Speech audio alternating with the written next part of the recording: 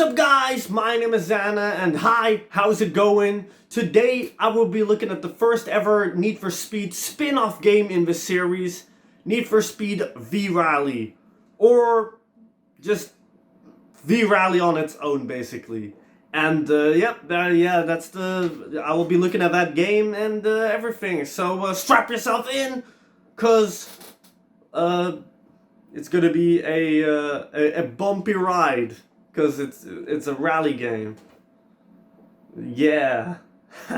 So, Need for Speed V-Rally, more often just referred to as V-Rally, released in July 1997 for PlayStation in Europe. Developed by Infogrames Multimedia, and it's a game based on the 1997 and 98 World Rally Championship seasons. Later that year, it came out in North America, published by EA, and despite having zero connections to the Need for Speed franchise at all, they changed the title of the game for marketing reasons. It also came out for a bunch of other systems, but the version I'll be playing is the PlayStation version.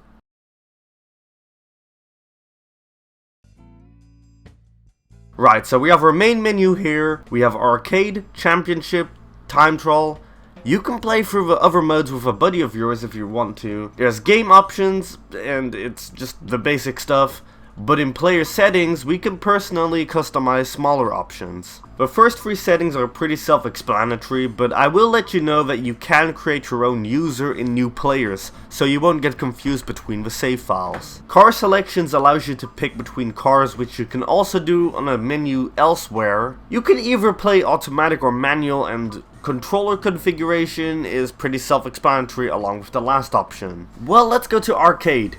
Here we have either a easy campaign, a medium campaign, or a hard campaign. Let's head into the first one since it's the only one we can enter, and when we click on it, the game gives us another few options. We'll go into the car selection in a second. We can change the number of laps, and slower car boost, as far as I'm aware, is just if you want to enable catch-up or not. Alright, so the cars I believe to be separated by three different classes. The slowest class of cars being a Peugeot 106, a Citroën Saxo, and a Skoda Felicia. Then next would be like your average class. There's a Nissan Almera, a Seat Ibiza, a Renault Maxi Megane, and a Peugeot 306. And then the vehicles that I think are a rank above those would be the Ford Escort, the Mitsubishi Lancer, the Impreza, and a Toyota Corolla. Well, I'd have to go with the Saxo first, and let's get into it. To start off, I think the presentation for a 1997 game is pretty decent, and whilst I can't really describe the controls that well, it's a blend between don't take an adventuristic approach and just take things easy. That's the best way to describe it. The controls are finicky and what you can expect for its time. They are responsive, but when you make an error, the game will more than likely not forgive you. Sometimes the hit detection with the world also feels strange, and it makes you want to say, oh come on, what the fuck? Especially when you collide with AI cars, the hit detection is frustrating. But other than that, the game is very stable and especially enjoyable to play. Now to talk a bit about the arcade mode, this is like your basic race around this track for a few laps game mode. The credits you see on the screen are the amount of attempts granted to you if you lose a race. You also gain a credit when winning a race, and if you run out of credits during a race, you'll just have to start the rally campaign we were doing from the beginning again. It doesn't erase all the other campaigns you've already beaten and unlocked. Also, when you finish a race in third, for example, you'll carry on to the next event of that campaign. You won't have to restart the race or your progress again. But if you run out of time during a race, you'll just have to restart that race using your credits. Then next I'll talk about Championship, and here you see a rally of one of the 8 regions available to drive in. You'll have to complete 3 stages, and the win criteria is the player with the lowest time that they finished all the stages in. Then points are awarded in the finishing order. Now in arcade, the only thing you do is lap races around some tracks. Some of those tracks return here, but you'll also race on point-to-point events, which is just an A to B style event. I was expecting all of these events to be that way actually, giving sort of a nod to the sprint races formula of the first game, but I like what's here. When you complete the championship, you get a golden trophy and you can feel accomplished that you beat the game, to some extent. Then next up we got Time Trial. What we have here are all the previous courses from Arcade and Championship, and you can set a time on every individual rally course. I think I would have actually really loved spending a lot of time as a kid setting times on this game, and I guess there is some odd charm to it. It's just really satisfying to play and being able to beat your previous ghost. Nowadays I don't spend a lot of time playing time trials, but this one is cool. Then the only other game mode that's here, so to say, would be doing multiplayer throughout the entire game. You can play for Arcade, Championship and Time Trial with a buddy, and the game handles it pretty well. Then next I'll talk a little about the vehicles. Like I said earlier, some of the cars featured in the game were cars from teams that competed in the 1997 and 98 World Rally Championship. For example, the Subaru Impreza representing the 1997 Subaru World Rally Champion team, or the Toyota Corolla representing the 1997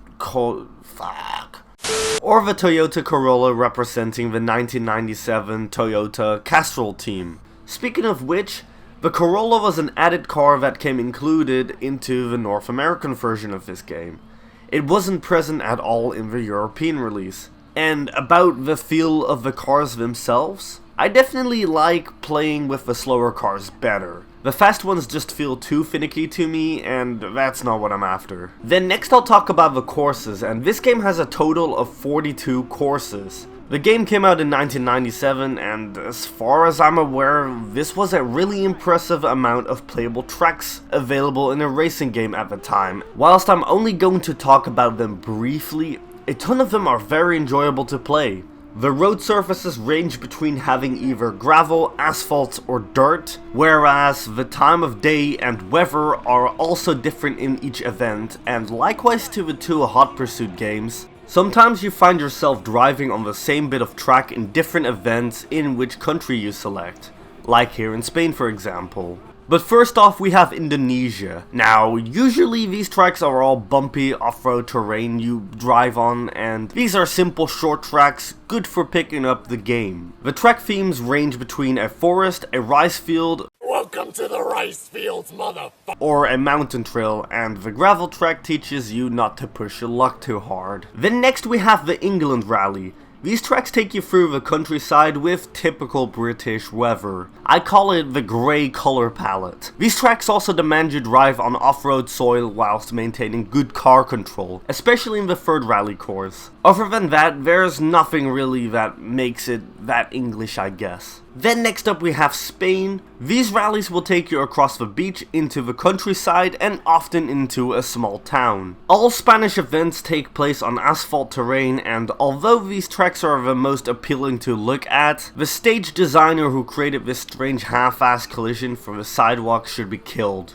This is just painfully awkward, and nothing should have stopped them from just putting a fence over it. Some of the areas in this town are also graphically missing something, or maybe it's just my luck for stumbling upon this through my playthrough. Then next we go to Safari Rally. Now in 1997 the Safari Rally was held in Kenya, and all these events carry the off-roading theme. What I like about these tracks though is the diversity in each event. The first track takes you through a desert, the second one through a swamp, and the third one through a forest. All these tracks are a bit rough around the edges for me though, due to the level design, but at least there are animals spectating you while you progress.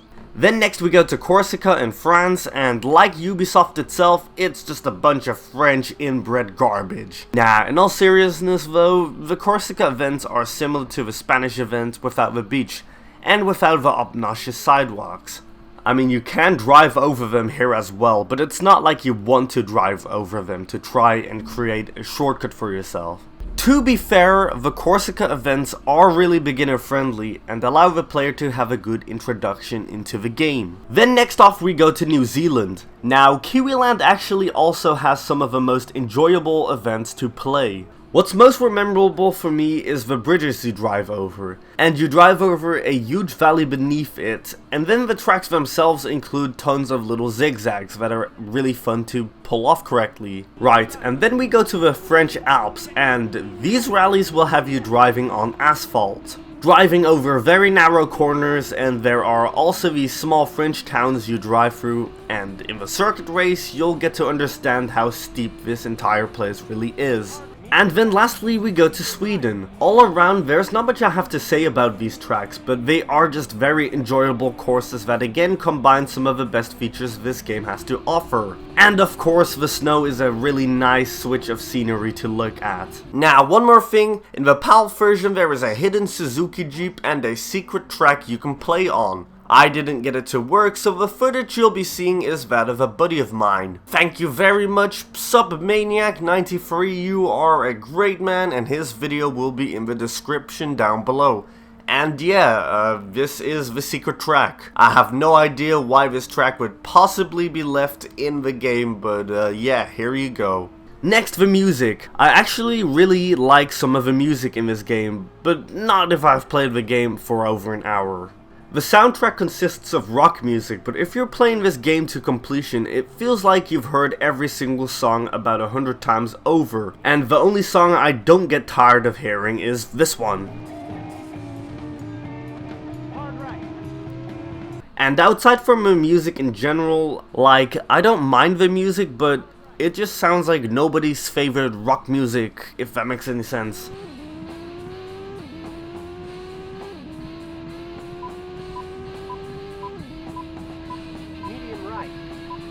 But generally speaking, the audio is pretty decent and holds up pretty well. So, I have basically discussed everything there is about the game, and now I will give a quick rundown on my thoughts and feelings. So, yeah, V-Rally is a game. No, but for real, it's actually a really solid experience, even though it has zero ties connected to the Need for Speed franchise.